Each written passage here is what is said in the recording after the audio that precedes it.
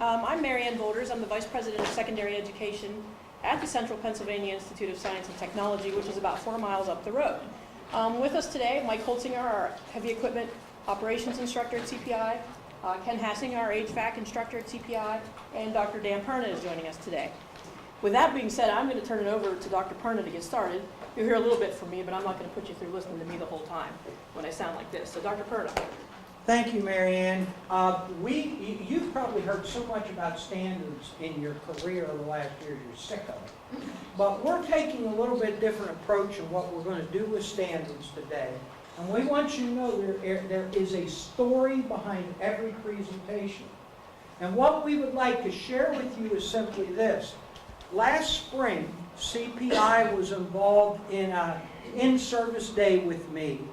And Mike Hassinger brought up a point, and only the way Mike can do it, he said, we all want to use standards, but we read them and we don't even know what they mean.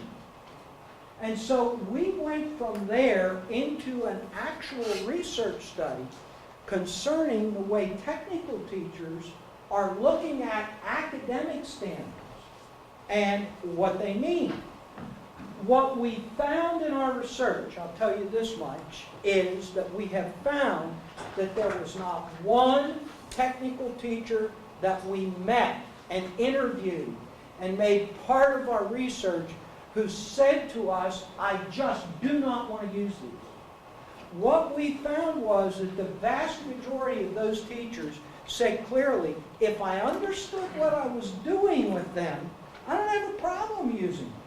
Because we know we do math, we know we do reading, but we don't understand what the standards say. So we set out on a study, so to speak, led by this group of people and with our assistance. We have a gentleman with us, Mr. Bill Luther, did a lot of the interviewing with teachers that we met with and gathered information for us. And so we began to take a look at standards per se, not from the perspective of what they are, not from a perspective of how would you do all this math when you're creating a lesson in the technical world, but instead, what do they actually mean? What are they actually saying? And we hope by the time you leave today, you're going to be able to walk out of here with some ideas. But we're also going to give you clearly defined illustrations that the reading standards and the speaking standards and writing standards are a whole lot easier to understand than math, unless you are a math teacher. And we'll give you some illustrations about how that works.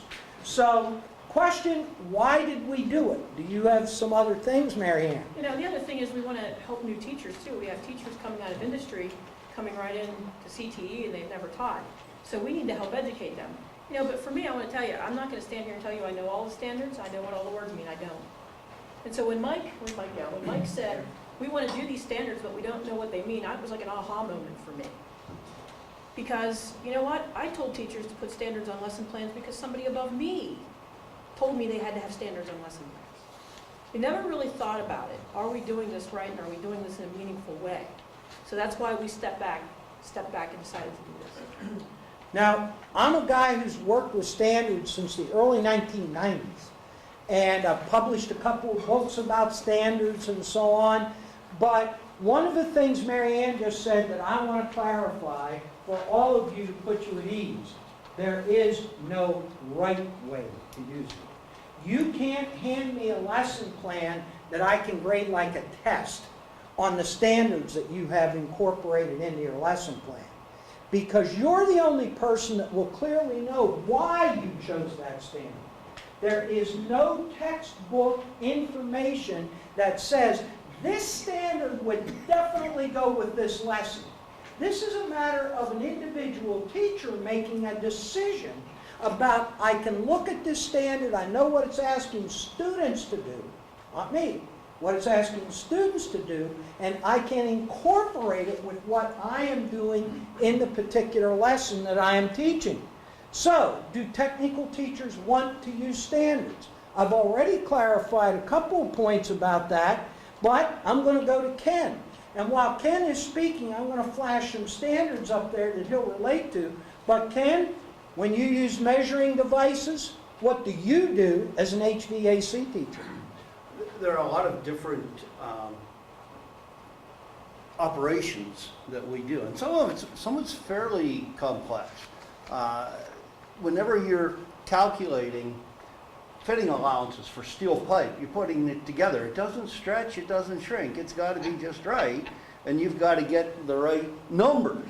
You've got to do the measurements. You've got to get the fractions. It's got to be just right. It's unforgiving. Steel pipe is pretty unforgiving when you're doing that. When you're charging refrigerants, pretty common thing would be, I have a unit and it says it's going to take 70 ounces of refrigerant plus for every foot of additional liquid line over 20 feet, add 0.2 ounces, and for every foot of vapor line over 20 foot, add 0.07 ounces. And I've got a line set that is 37 feet long. There's some math involved in that, okay? There's some math involved in that. Is it particularly really difficult involvement at that? No, it's just a structure. You got to learn how to do it. Keeping with refrigerant charging, we have charts that we have to read. And every piece of equipment has its own chart. And every manufacturer likes to write them in their own way.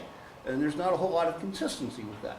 But it's going to say, if I have an indoor wet bulb temperature of this, and I have an outdoor dry bulb temperature of this, then the superheat's going to be referred to chart number. And if you are using this metering device, use this chart. And if you're using that metering device, use that chart.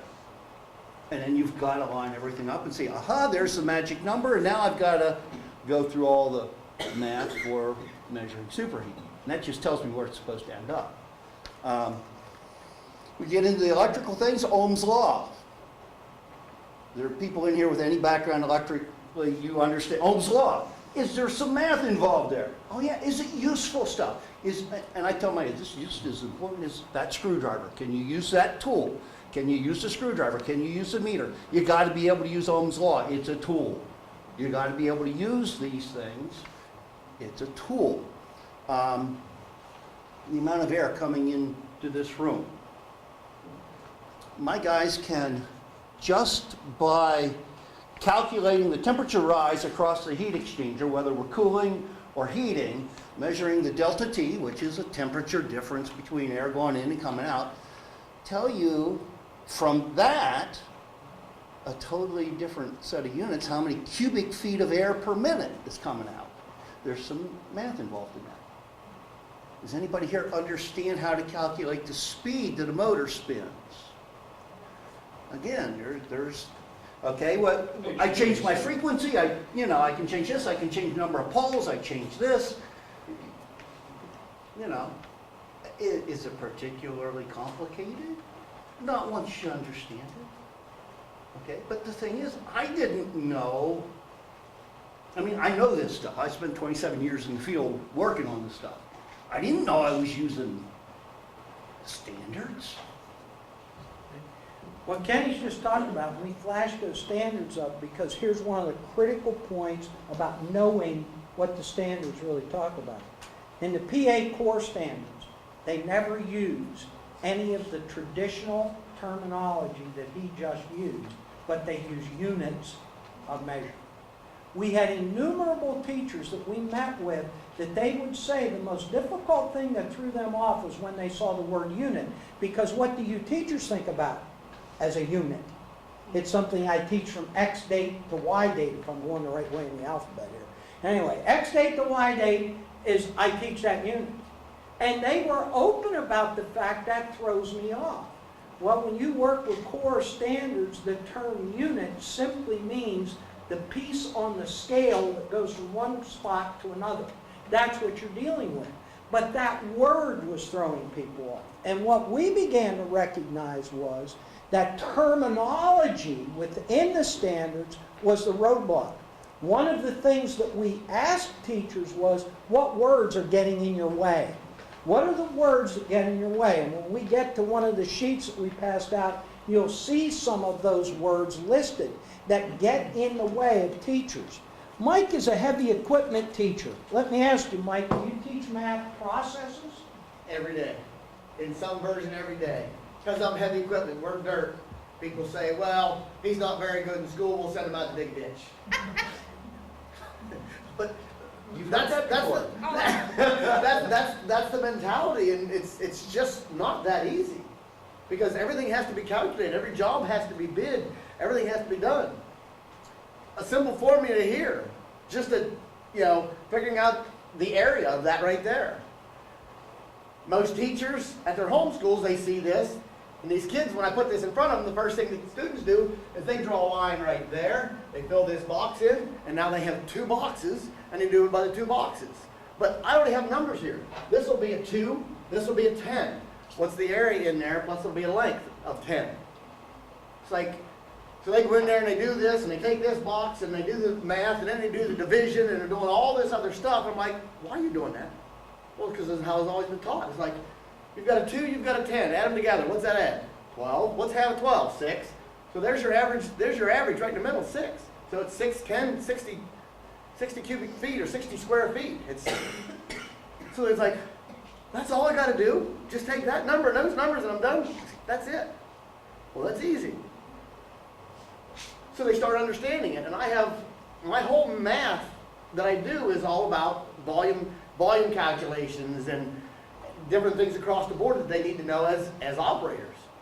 So they start understanding it and they get this stuff. Then they go back to their home school and they start using the way I teach math, and they're doing math at their home schools, and the teacher marks it wrong. The answer on the bottom line is correct, but the process was wrong, so the entire problem is wrong. Well, that's a problem right there alone. When the answers are right, why does the process matter? But come into me the next day just, crying the blues because they got all this stuff wrong. It's like, why is this wrong? And then when they question the teacher, it's like, well, you did the formula wrong. You did the process was wrong. Well, argue the point. That's just because that's the way you were taught.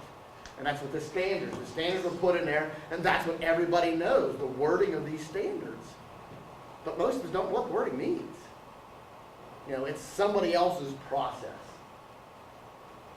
that we think needs to be changed so we can work it a little differently and understand it, and everybody understands it. I'm far from a math professional, but in my field, I do a lot of math. We all do a lot of math, but we don't consider ourselves math teachers. Whenever I looked at the standards, the first time we did this presentation at PEC-TEC, and we sat down and, I explored them later during the interview, or before actually, and, I got in my head, this is what these words mean, and yeah, I do that. I do that. I didn't realize I did what these words said, all right? But before we came to do this, I looked at those words again, and I thought, oh my God, I don't remember what I do for which of these stand. I had to go through the whole process again. So it's not a habit of ours daily to assign this number with all the decimals and letters and everything and these words to what we do. Did you pick a standard out that you understood and you could... I can do that. Right. I can do that. So in our lesson plans, we go through all these different standards, the math standard, and we look at one that, okay, that'll work, so we'll plug that one in there. You don't know what the rest of them mean. Is there a standard on our lesson plan? Absolutely. Did you know what those numbers were when we put them on there? So what good has it been doing when nobody understands what it all means? I want you to think back to something he just said. Did you know what those numbers were that we put on there? If the numbers are placed in the lesson plan, you have not articulated what you expect students to do. If all you do is use the code numbers, and we began to find as we worked with teachers and we're asking them questions about some of the schools required a full statement, some of them only required the code number of a standard. Because, keep something in mind, in the business world, doing those code statements many times works as an acronym for what you want done in number form, and everybody knows what it means. But in our world, ask an English teacher, whatever they are, I'll use a math one here, ask a math teacher what C21HSF1 is, and they can't tell you. They can't tell you. So how do you know what the student is supposed to do? So that became one of the things we began to clarify. That it can't be just a number, it's got to be the wording as well. But as they're both saying, we didn't understand the words in the first place, so we kind of picked one we did understand and put it in. Go ahead, Ken. I don't want people to get the wrong impression, Dan. The use of the word standards. I'm driven, my whole industry is driven by standards. Okay? Industry standards. Industry credentialing. The whole concept of a standard is the premise that we work from. There's got to be standards, okay? We're not some shade tree, untrained technician. We are standards. But when you throw these numbers and these words, it's like, it's a foreign language to us, that's all. But we do standards. We believe in the standards. That in itself was a problem, what he's just articulated. The word standards in academia means one thing. The word standards to them means something else. One of the things we've developed out of this study is any school that my business now works in, and we're emphasizing this at CPI, they aren't standards, they are skills. They are not standards. They do not tell you how high the kid has to jump. They do not tell you how often the kid has to jump. They do not tell you what amount of time it will take to complete that. They just say, here's what that person has to do. And they are skills to be used. So that's one of the first things we learned had to be done. Change the language. You are working with the PA core skills. Some of those skills relate to you, some of them do not. I would encourage you all to ask Altoona, Greater Altoona Area Career and Technology Center's math teachers about what they've done, because they have helped every one of their programs first to recognize, and we learned this in our research, they've helped them all to recognize, here's the whole list of math standards, and this is an X under your program name whether you use that one or not. Guess what? The vast majority aren't touched. They are not touched. They are not used. Problem again, because many of you who teach in tech schools have been led to believe that you have to touch on all the standards. At one point or another, you should touch on all the standards. Nothing could be further from the truth. Those skills are tools that both of these gentlemen use. And we learned that, and it became so evident in this research. Now, what did CPI do? And MaryAnn, I'm going to give you a chance again to talk about this. So we had our instructional assistants, Bill being one of them, meet with 12 of our teachers. And they sat down and Bill went through each one of them and tried not to leave them too much and said, do you know what this means? Yes, no, maybe. But you have to have a trusting environment to do that. They had to know that it was okay to say, no, I don't know what that means. That it wasn't going to come back to me. So we did that with the 12. And I'll tell you some reactions, and there's a slide later about reactions. I had teachers come back to me and say, after I did that exercise, I felt like I shouldn't be teaching. So we do have an open communication at CPI. So they were able to come back and say, I didn't really like that because now I don't feel very smart. That's how going through the standards made the teachers feel. They were very good about doing it. And Bill, they did it very well for you. And they were very honest with us. But it wasn't easy for them to do. What I'd like you all to do is find this document in your packet. It's about reading, speaking, listening, writing, all of those core skills in the area of English language arts. And what I want you to know is we had these schools with teachers, or I should say teachers from these schools involved in this process. Greater Altoona, CPI, obviously, Central Westmoreland CTC, Franklin County CTC, and Westside TCC, up in the Wilkes-Barre area. We had teachers from those schools sit down with an individual and look at these core statements, core skills. And then, as MaryAnn said, we ask a question. You have the data in front of you right now. We're going to review the data a little bit more, and we'll explain what this box is later under that statement. But what you see is what we did. We asked the teacher to be very, very honest. Do you understand what that's saying? Now, here's an interesting thing that we found out. Many times teachers were telling us, yes, I understand it. But when they explained it to us, they missed the point of what that skill actually was asking. Did they understand what they thought they knew to do with that standard? Yes. But in many cases, they actually were missing the point. In those cases, we typically rated them in our middle column. And we'll deal with that data a little bit more later. But we did this. In the area of math, we did the same thing, if I can find my math chart. And I apologize. This is my fault, by the way. Why did that come up? Well, we'll see what happens here, folks, I hope. There we go. We did the same thing with math. Here are math statements. I'm going to give you two other documents about math. But here are math statements, and this is what we found. There is no question whatsoever. The math statements, as far as teachers outside of math using them, are a problem. Teachers in math can use them, but outside of math, a problem.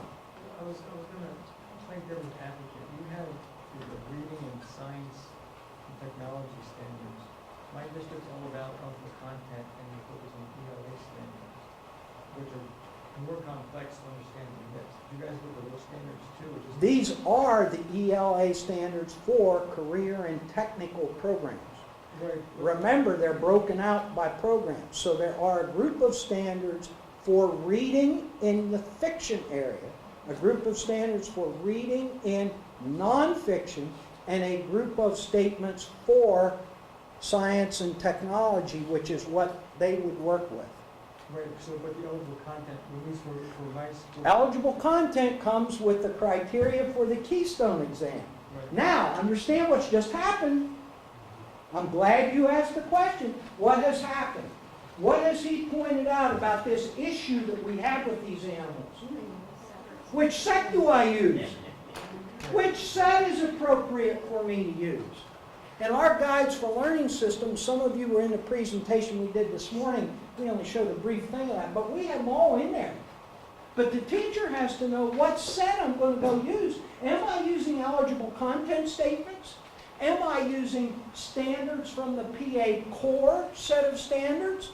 Am I, as a science teacher, using math because it relates to my math subject, or do I only use my science standards? Your question is so critical to the whole concept that we're dealing with. A teacher, first of all, has to decide which set do I look at. Now, in technical schools, this is what they look at.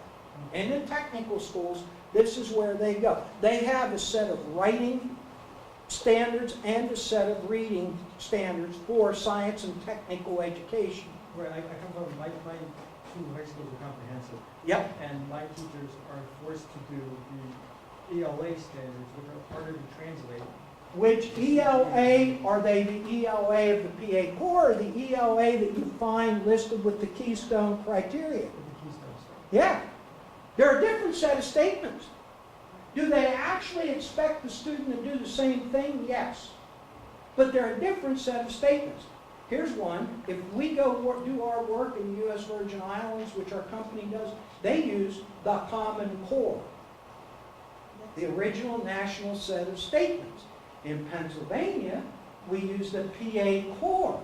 In Florida, you use the Sunshine State Core standards.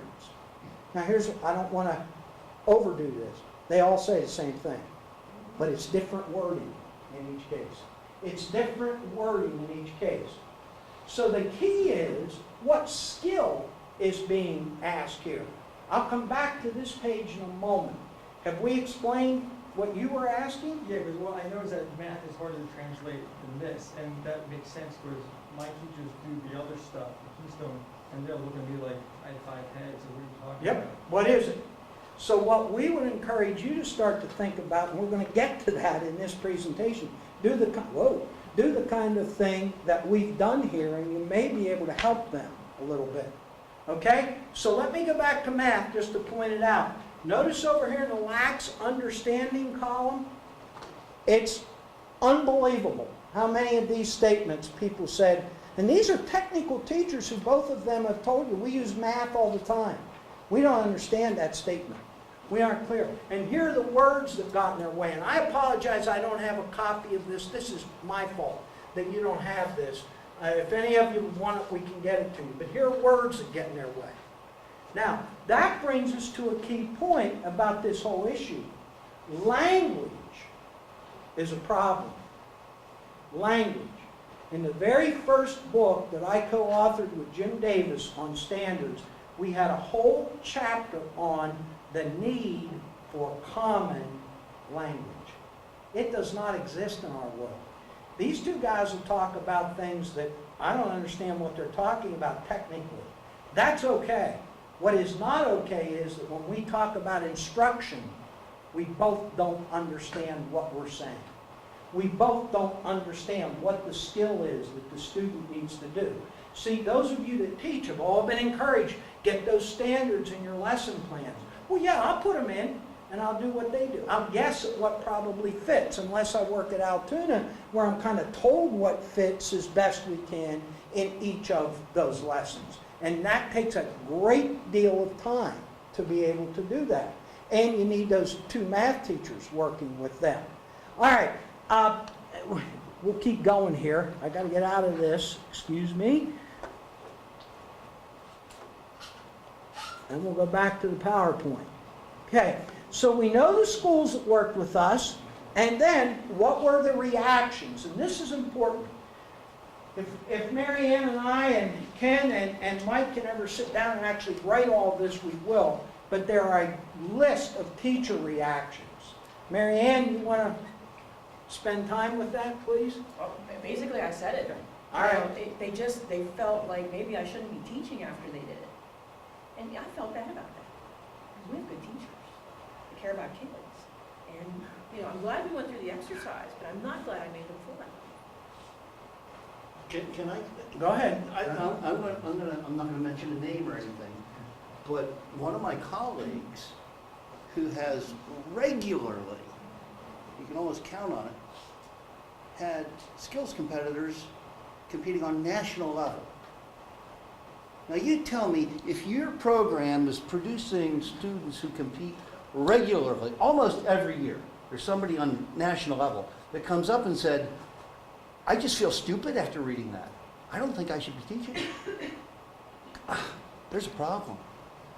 Just recently nationally recognized. Yes, as a matter of fact. Excelling in the program, nationally recognized. At our school, our math department rewrote all the core standards for math, and we were told that they had to dumb it down for us so that we would understand. So that's where I see what we're I wish they hadn't used that word. So do I. So do I. You've given me a perfect segue. We'll come back to reaction.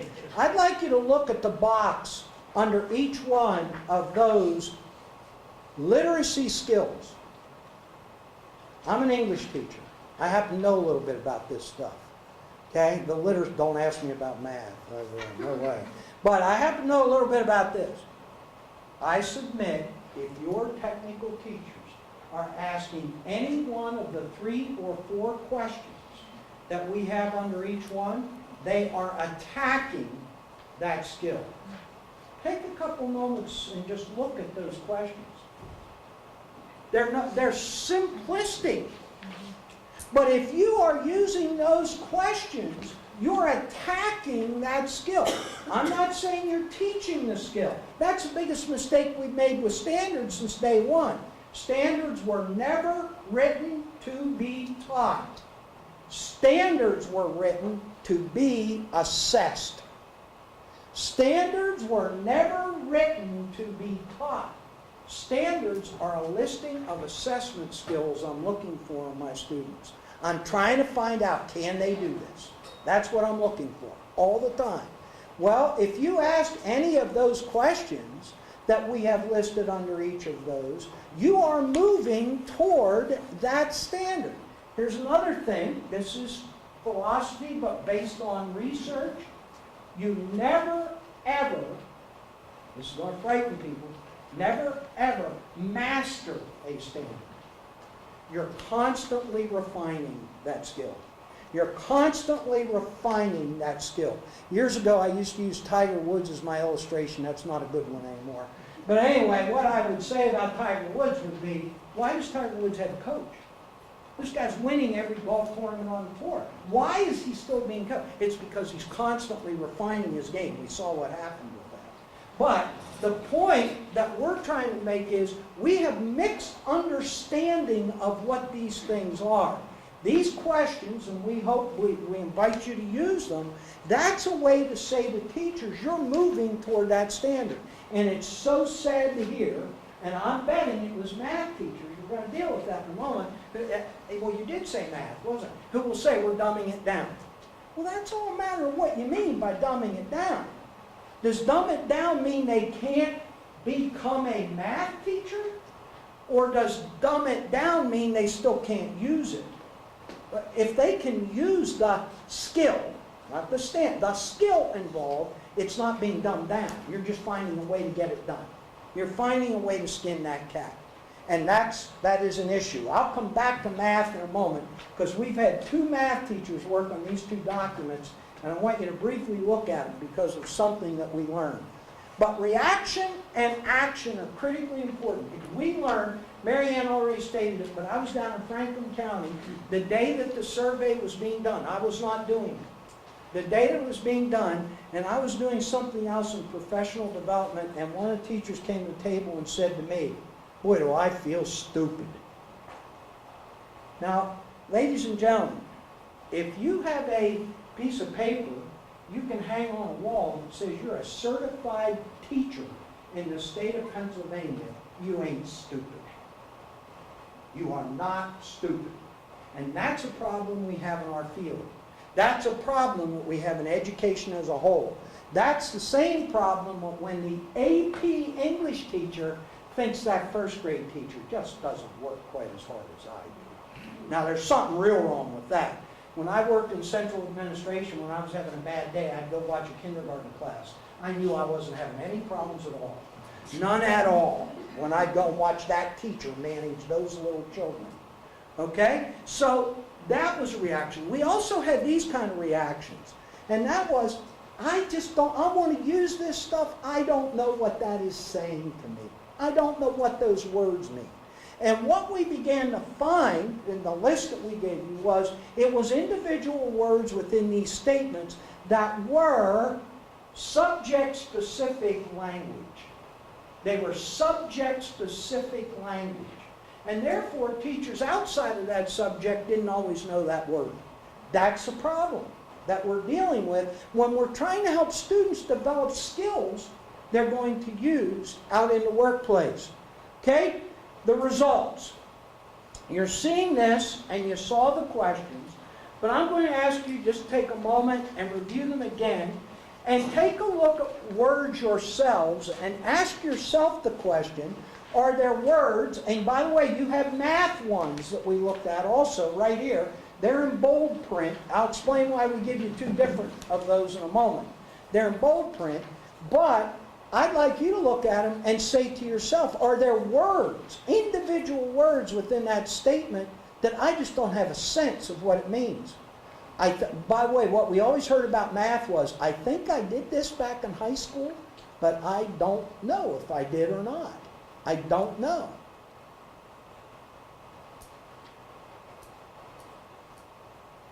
One thing we have difficulty with these standard statements is we try to look at them as a whole statement. You can't do that. You've got to do what's called unpack them. Look at individual words. Ask yourself the question, do I know what that word means, or don't I know what that word means? Ask a teacher of that subject about that word.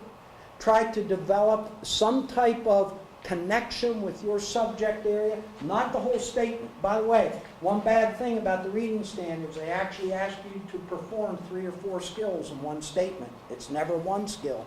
It's 3 or 4 skills in one statement. That's a problem with them. Please don't get me wrong, we're not beating up on work that's already been done with these, but we're trying to clarify what we learned in this whole process. Do you guys have any comment at this point about what we are learning and what we're seeing? Any reactions from either of you?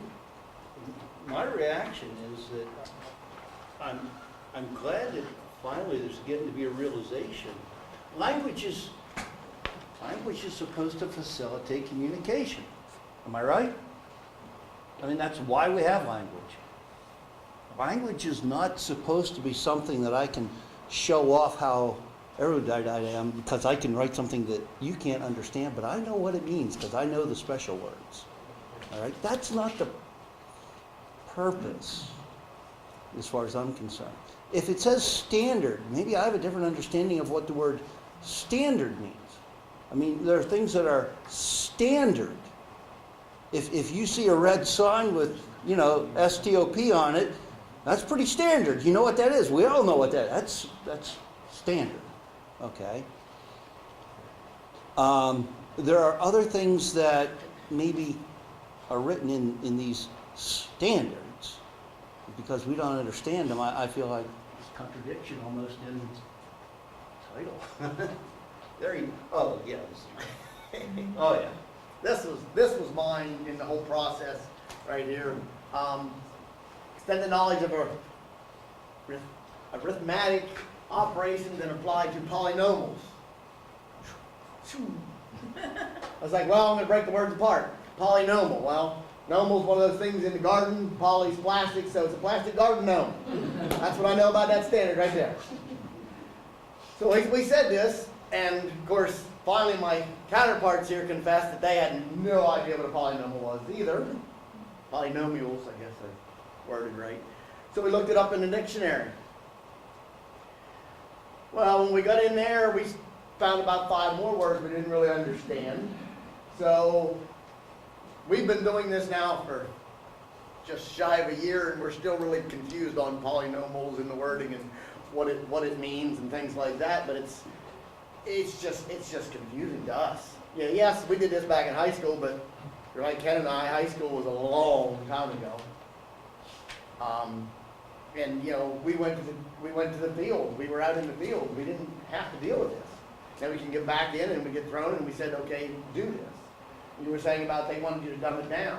What I do when somebody says that, I take in some of my literature and said, okay, explain this to me. Well, I can't because this isn't my field. Then don't make me feel dumb because I don't understand your field. You don't understand mine, I don't understand yours. We need to work together and get this figured out. That's what we're trying to do. There's a language barrier there to begin with, because you showed that diagram, you were gonna figure it out in square feet, right? In math class upstairs, in academics thing, we're gonna call it area. You're not even talking about the same one. Right. He's talking about airflow, and that's gonna be in CFM or cubic feet, or air out of volume, so. Right. You're Separate talking areas. about the same stuff, but it's different words. And their volume, in most math classes, their volume is length times width times height. I tell my kids, you can't dig air. I'm not gonna pay you to dig air. You're gonna dig dirt, so we're depth. So we just changed the depth. And so it's all just little pieces that just need tweaked. But if we get the words right, we can understand them. Did you guys realize you were teaching this already? When someone came to you and said, do the standards, you were like, oh, I can do an additional thing now? At first, we kind of thought we had something, it was something else getting thrown on our plate. Yes. Yes, And then- absolutely. And then it was explained to us, I'm like, well, I do that. Right, and you understood that it's something extra. But yeah, it was nothing extra, it's what we do. It just put meaning behind what we do. We kind of, after it was explained to us what it is and what the standards are and taking these words and explaining what they mean, and I know Kenneth and say reaction, we're like, I'll do that. I mean, we're all proud of ourselves because we do all this stuff. We just didn't know it. We don't teach standards to teach standards. We teach we don't teach math. Let me rephrase that on the math side, because we're big on math. We don't teach math to teach math. We teach math so our kids can have a career. I mean, that's, It's back to, it's a tool that you have to have. You have to be able to use this tool. It's a tool. It's a tool. one of my sayings was, and I'm not picking on math teachers, I'm not picking on English teachers, I'm not picking on any of them.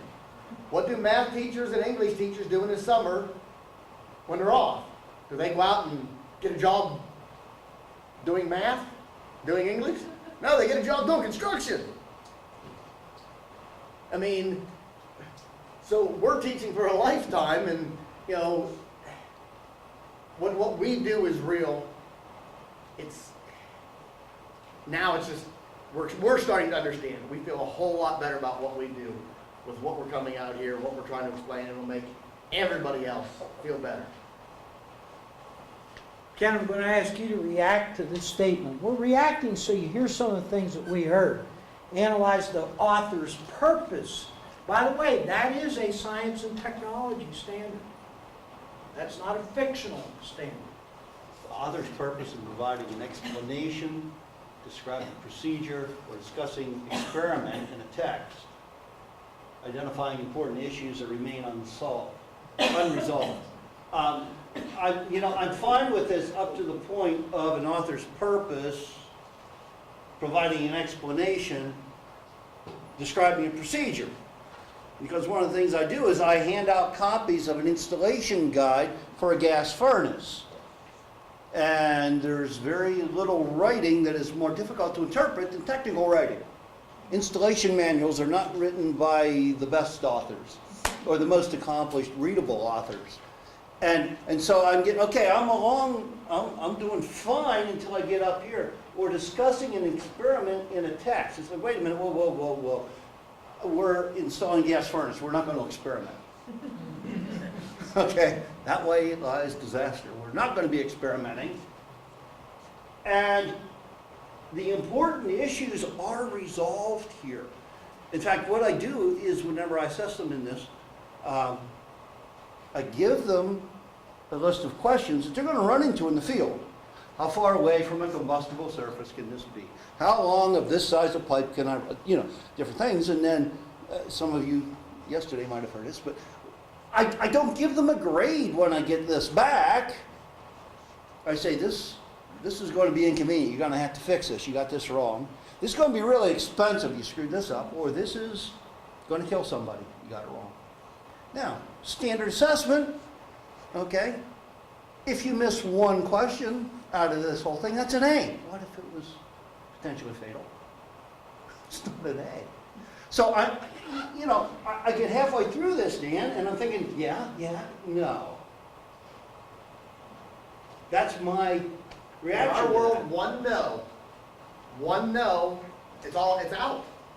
We look at that as like, no, we don't do this, because we break these apart. We look at key words. Everything we do, key words, and we see a couple words, one word in there that, no, I can't, that's unacceptable in our field, in our trade. So we throw the whole standard out and says, doesn't apply. Okay, so we're going to wrap this up by what we really began to learn. Now, the first thing I would like you all to do is take a look at two math teachers' renditions of reactions to standards. Now, I'll tell you what, this came from our research. What the teachers were saying was, if you could show us not an example of how you do the math, if you could show us either a math problem that fits with that standard, yeah, that's the one I'm holding up here, or give us a brief explanation as to what that standard says, we might be able to work with it. Now, here's what I learned in this. This guy, we have two math guys that works for our program. I handed it to them and said, here's what I want you to do. I have to share with you one of our math teachers looking at the first group that I gave him. His reaction was, well, this is common sense. I said, hey, Tom, you just slapped me across the head. And he looks at me, what do you mean? I said, it's not common sense to me because it's not a common language to me. Well, you could take your pick of what you would work with, Personally, I know what the tech teachers were saying. If you show us a problem, we'll know whether we ever do a problem of that nature or not. We'll know that that standard is probably what we're attacking with the kind of problem we do. All we have to do is see it. We'll know we do that type of thing. On the one my associate Tom wrote, some of you may like all that wording, but quite frankly, it's interesting to me because it's so wordy again of what he did. And he knows I'm doing this. It may help you, but it's wordy. Now, I also want you to know something else about the two math teachers. Both of them hit two statements. They were different ones. Two statements and made this comment. I'm not sure what they mean by that. Think of the difficulty we're dealing with. Now, I'm not knocking standards. We are not saying there was anything wrong with them. But we are advocating some things through this research, and we'll share the research with anybody that wants it and so on. This is what we're advocating. If we're going to do math, reading, and science and technology, we need to write them with these two guys sitting beside us so we all know what they said. We have become so specialized in the field of education. By the way, I think a lot of it's by design because we like that we are specialists. In the elementary world, they aren't specialists, and they sure do get kids to read down there, okay?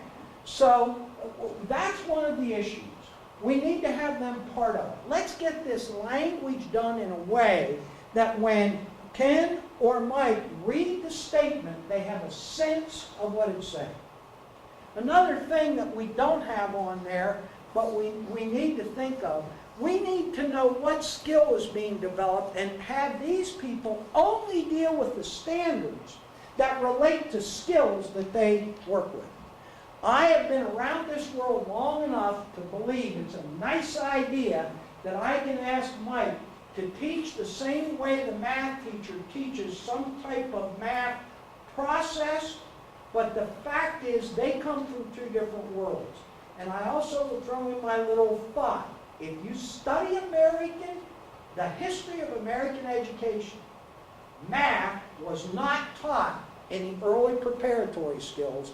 They taught logic and used math as the vehicle to show students how to logically develop problem solving. We become math specialists. It's a problem. I know math teachers don't like that, but it's a problem because the purpose originally was for students to learn how to logically go through a process to get to a solution. And math is an easy thing to show because there's an answer at the end. It's not like my world of philosophy, okay? There's an answer at the end. So we need to have them be part of defining those, and what they need in the math world is the same as what literacy is tried, or for the technical world, they need the same thing. Math standards for science and technology. Break them out in that way. By the way, they're all trying to attack the appropriate skill that students need. We've learned that through this process.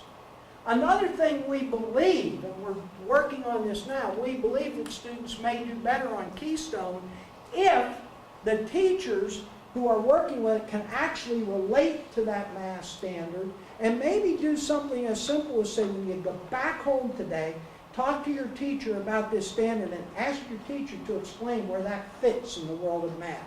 Same with reading and writing. If the students, though, can attack the skills, in all probability, that's what we need to do. We're spending so much time trying to teach the standard, we forget to develop the skill that students need to attack that standard, whatever it might be. So they are conclusions that we are making with this. You have the data in front of you that show you what we have. We are saying the PA core standards are most easily understood by the teacher as skills, not standards. That was our first conclusion. When we began to talk to tech teachers that way, they began to look at these a little differently. Next, we need to help to develop the statements or examples with the PA core standard. They need examples, not the whole math problem example. They just need an example of a problem or an example of an idea where it may be used as part of it.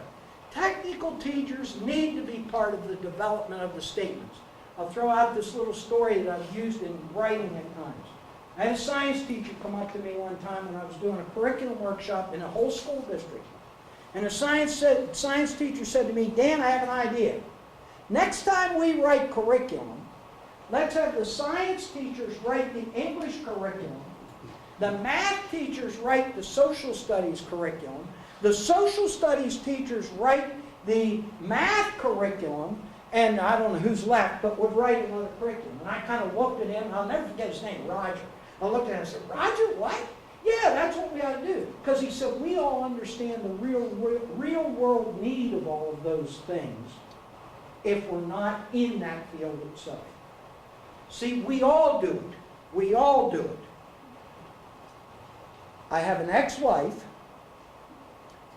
That's terrible to say that. But I have an ex-wife who hated going to parties with me. You know why? Because a whole bunch of teachers got together and talked educationese. And she was not a teacher. And she hated that. That's not why she divorced me. But anyway, I mean, you get the point? See, we've done the same thing right here with what we've done with standards. We bring a whole bunch of people together and say, we have to have kids do this, but who are the people? Math teachers write the math standards. English teachers write the ELA standards. Science teachers write the science standards. And we never ask any of you, hey, what do you really have to know in science to go dig in the dirt? What do you really have to know about science to do HVAC? It is a problem, and what we are suggesting to all of you, you could sit down with your teachers if you want to, or you as a teacher yourself, and do the kind of thing here we did in the box. Those 3 little questions will get you there. The thing that's the most frustrating of all of this is that the state arranges for shop teachers and program instructors to work on their competency list. And so the competency list is derived by the experts, but then they're having to do the standards that are not connected to the instructor at all. Makes sense? Well, it's making sense from what you're saying. If you read them literally, you're exactly right. If you throw away your literal translation and look at what connects to what, you'll find there are standards that fit with your task list. Oh, absolutely. Yeah. I'm saying, the argument I'm making is that they're pulling them all together at that same time. Why aren't they also talking about the core in that same committee? That's a very good point. That's something we have not heard from anybody else. We'll include it in the work we're doing, because it's a very good point. Why not talk about what are the academic skills that we need to achieve these tasks? What would they be? Someone else? Now, if you go into programs of study from the PA Department of Education, they'll actually show you the links. They have their documents. It's like, well, you're doing this standard under this. They have the crosswalks. Is that what you're referring to? Yeah. Now. So they're telling you what they think you should be doing. And they're correct in what they're showing. But here's one thing, and by the way, I think that's great work. I'm not finding negativity with it. Here's the problem with it. On the literacy side, there are only 9. You don't have to worry about reading on grade level. That's number 10. But all 9 of them show for everything that you do. So you're all left with what's best for me to do. So you have to understand the skill of the standard to know what I'm using. So we'll come back to, that's a great idea, but let's look at what skill in reading am I asking the student to do? What skill in math am I asking the student to use as a tool for digging a foundation? That type of thing. But yes, the state does have an excellent crosswalk that they use. Other questions or things for these people at all? Anything else? I want to make sure that you understand that I am not against standards in any way. Why I was excited about this presentation is we're conferenced together here. Okay, communicating, we're conferenced together. But what is the name of this conference? It's integrated learning. Will you help me?